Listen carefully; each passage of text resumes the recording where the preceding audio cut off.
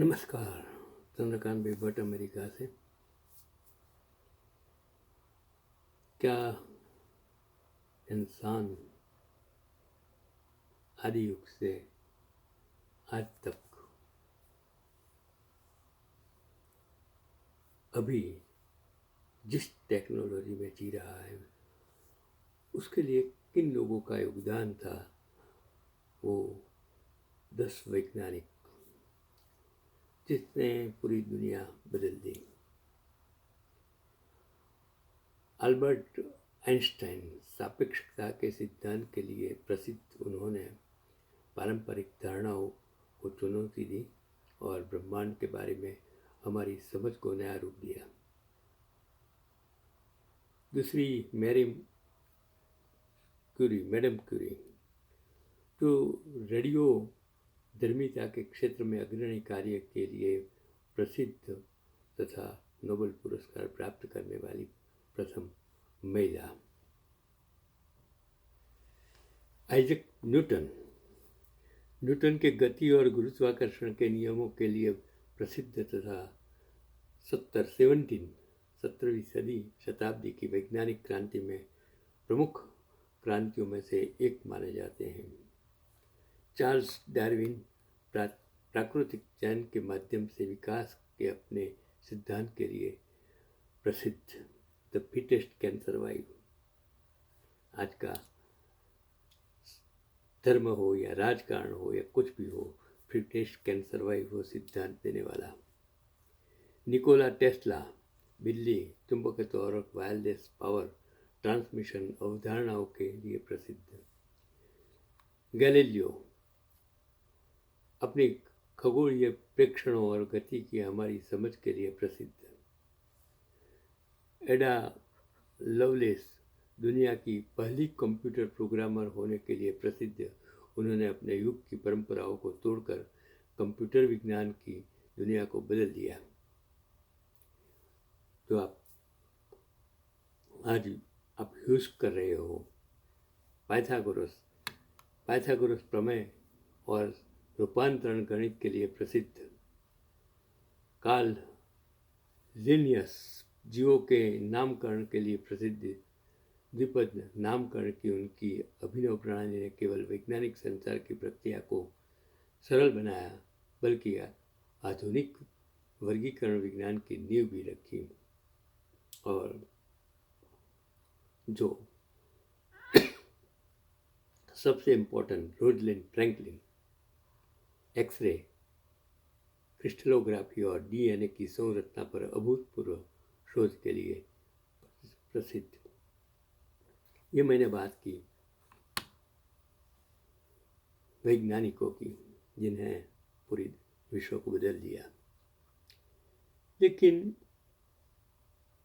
उसमें मैं आज बात करता हूँ कि आइंस्टाइन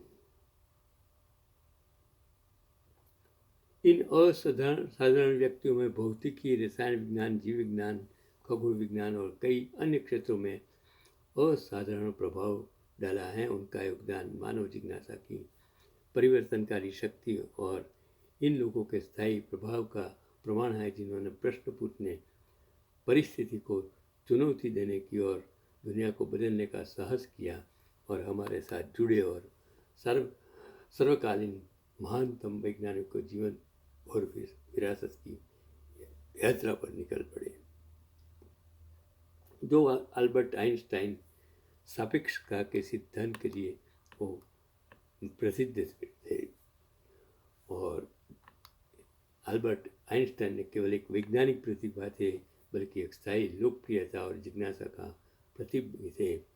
विज्ञान में उनके उल्लेखनीय योगदान, जिनमें प्रसिद्ध समीकरण आज भी मुझे याद है, E=mc², जो मैं सिखाता था, और सापेक्षता का सिद्धांत शामिल है। मैं एक विज्ञान शिक्षक हूँ, मैं पढ़ाता था लड़कों, तो मुझे आज भी वो E=mc² का सूत्र आज भी किस तरह आया वो मुझे पता है। तो उन्होंने पारंपरिक धारणाओं को चुनौती दी और ब्रह्मांड के बारे में हमारी समझ को नया रूप दिया। 1879 में जर्मनी में उल्म में जन्मे आइंस्टाइन एक असाधारण प्रतिभा के धनी बालक थे। किशोरावस्था में ही उन्होंने चुंबकीय क्षेत्र पर एक शोध पत्र लिखा था। आम धारणा के विपरीत आइंस्टाइन वास्तव में गणित में भी कभी फेल नहीं हुए थे। उनके करियर की शुरुआत 1905 में स्विस पेटेंट कार्यालय में एक क्लर्क के रूप में हुई, जहां उन्होंने अपने 4 महत्वपूर्ण शोध पत्र प्रकाशित किए, जिनमें उनका प्रसिद्ध समीकरण E=mc² भी शामिल था, जो पदार्थ और ऊर्जा के बीच संबंध का वर्णन करता है। मैं आपको समझाऊँ, E=mc, E=एनर्जी, शक्ति, m=मास और c तो mc²। आइंस्टाइन के जीवन का निर्णायक वर्ष 1905 था। तो जब उनके सबसे महत्वपूर्ण शोध पत्र प्रकाशित हुआ, जिनमें ब्राउनियन गति, प्रकाश, विद्युत प्रभाव और विशिष्ट सापेक्षता जैसे विषयों पर चर्चा की गई थी, और विशिष्ट सापेक्षता के क्षेत्र में उनके कार्य ने यह विचार प्रस्तुत किया कि अंतरिक्ष और समय आपस में गुथे हुए हैं, जिसने आधुनिक खगोल विज्ञान की नींव रखी थी। और 1960 में उन्होंने सामान्य सापेक्षता के विकास के साथ अपने सापेक्षता सिद्धांत का विस्तार किया और यह प्रभावित किया कि द्रव्यमान अंतरिक्ष और समय के ढांचे को विकृत करता है। हालांकि आइंस्टाइन को 1921 में भौतिकी का नोबेल पुरस्कार मिला था, लेकिन यह सामान्य सापेक्षता पर उनके काम के लिए नहीं, बल्कि प्रकाश विद्युत प्रभाव की खोज के लिए मिला था। और विज्ञान में उनके योगदान ने उन्हें वैज्ञानिक समुदाय में एक प्रतिष्ठित स्थान दिलाया।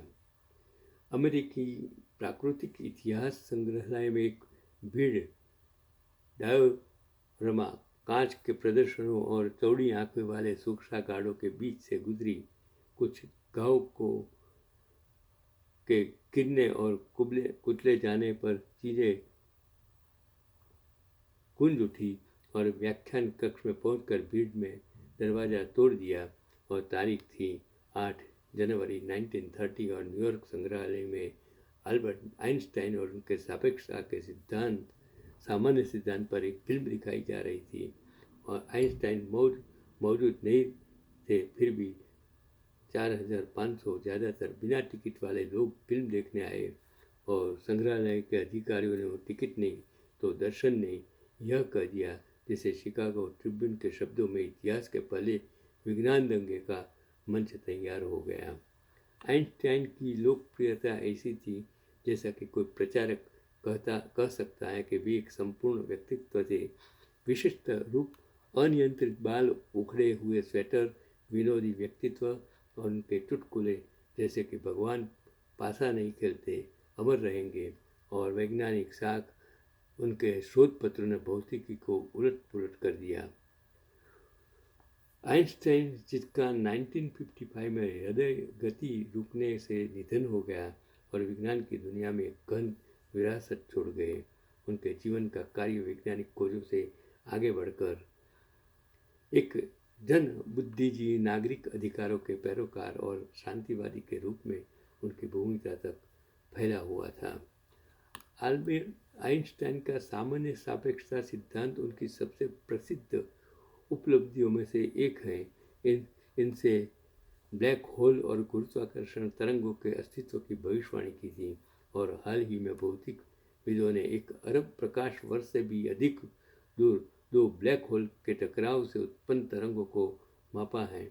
और सामान्य सापेक्षता गुरुत्वाकर्षण लेसिंग की अवधारणा को भी आधार प्रदान करती हैं, जिससे खगोलीय दूरस्थ ब्रह्मांडीय पिंडों का अभूतपूर्व विस्तार से अध्ययन कर सकते हैं। मैरीलैंड के टॉक्सन विश्वविद्यालय के सैद्धांतिक भौतिक विज्ञानी जेम्स ओवरड्यून कहते हैं कि आइंस्टाइन अंतिम और शायद एकमात्र ऐसी भौतिक विज्ञानी है जो घर घर में जाना जाने वाला नाम बन गए। और आइंस्टाइन की विरासत उनके वैज्ञानिक योगदान से नहीं, कहीं आगे तक जाती हैं। उन्हें उनकी अकल्पनाशील सोच के लिए याद किया जाता है। एक ऐसा गुण जिसने उन्हें महानतम अंतर्दृष्टि प्रदान की। एक सार्वजनिक व्यक्ति के रूप में उनका प्रभाव और नागरिक अधिकारों के लिए उनकी वकालत पीढ़ियों को प्रेरित करती रहेगी। वो मार्क बाना ने कहा है कि मैं इतना कलाकार हूँ कि आपकी कल्पना पर खुलकर चित्र बना सकता हूँ। उन्होंने सैटरडे इवनिंग पोस्ट को दिए एक साक्षात्कार में कहा, ज्ञान सीमित है, कल्पना पूरी दुनिया को घेरे हुए है। मैं आपको उनकी जो हैरान करने वाली 8 बातें कि बचपन में पढ़ने और लिखने में कमज़ोर आइंस्टाइन को बचपन में पढ़ने और लिखने में कठिनाई होती थी और उन्हें एक लेजी डॉग कहा जाता था।